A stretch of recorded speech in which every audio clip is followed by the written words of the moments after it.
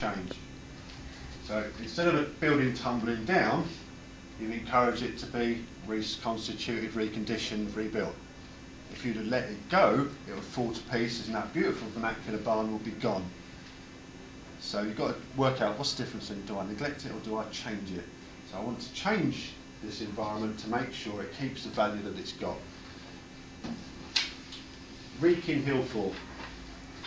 I told you I'd get around to it. The Wrekin Hill Fort is here.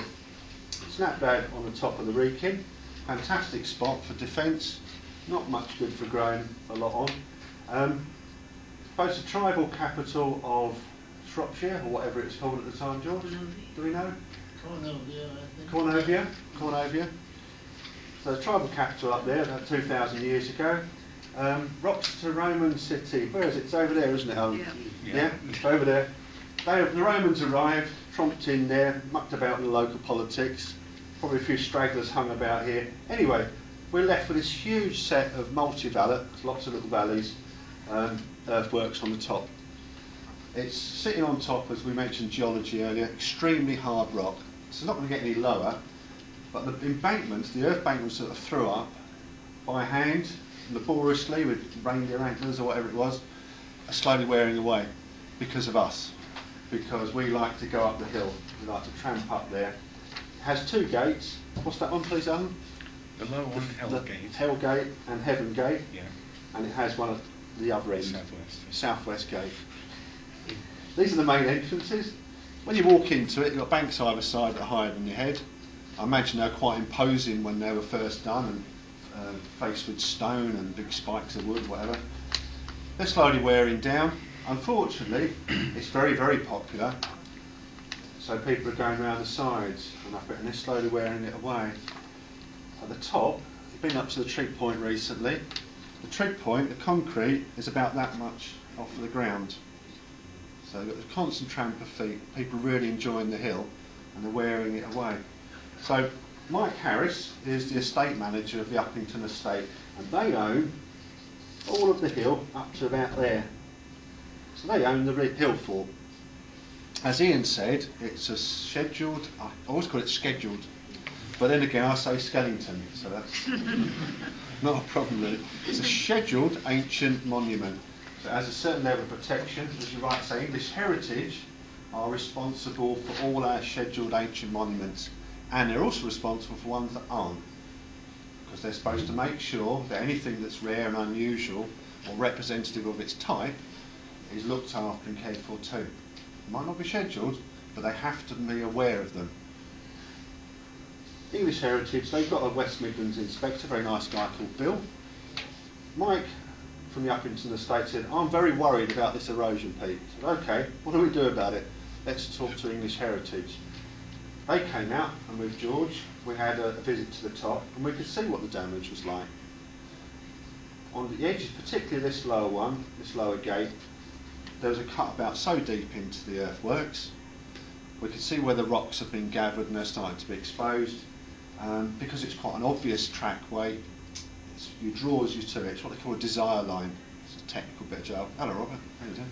It's a desire line. People want to go down it. The wider it is, the more they want to go down it. If it's steep, the more they want to rush up and down it. Okay.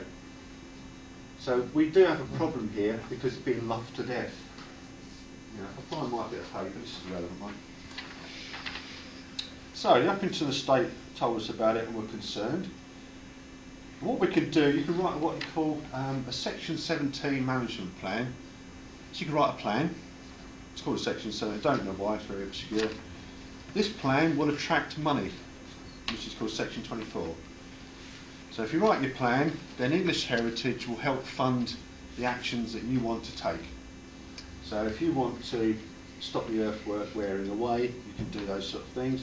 If you want to replace the stone at the top to raise the level back up, you can also do that if they approve of it.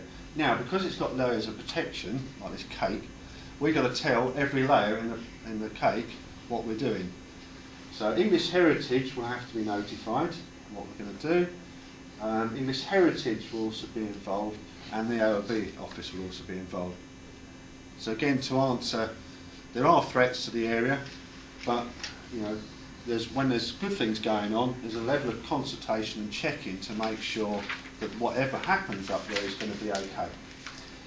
Now, oh yeah, I had a look at the recent history of it, and there used to be some interpretation boards at the top. Interpretation boards tell you something about where you are.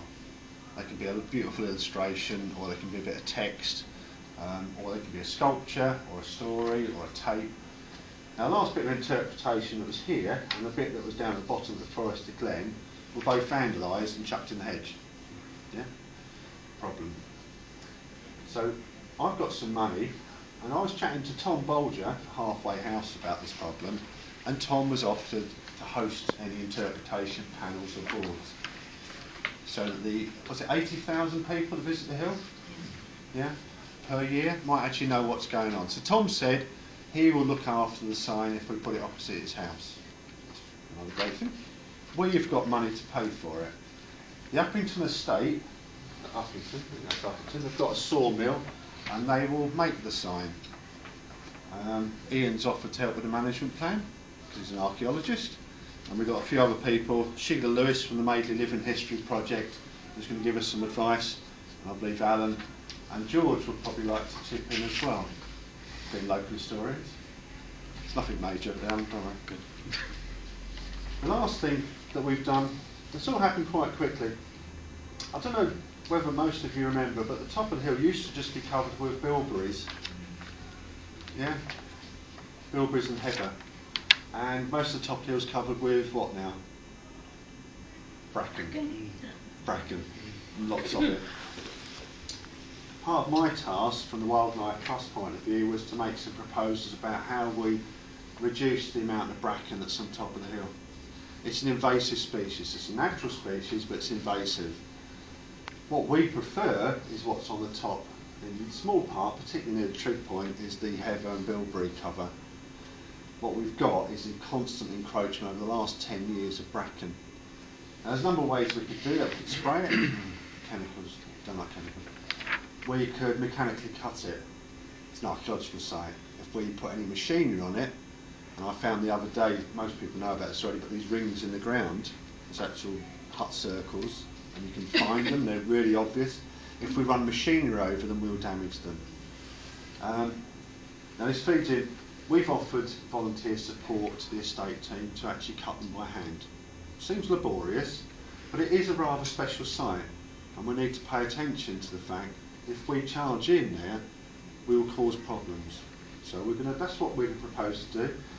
The estate owners at Uppington are more than happy with that, and had a chat with Mike to have an update today, and the owners are happy to proceed and move along.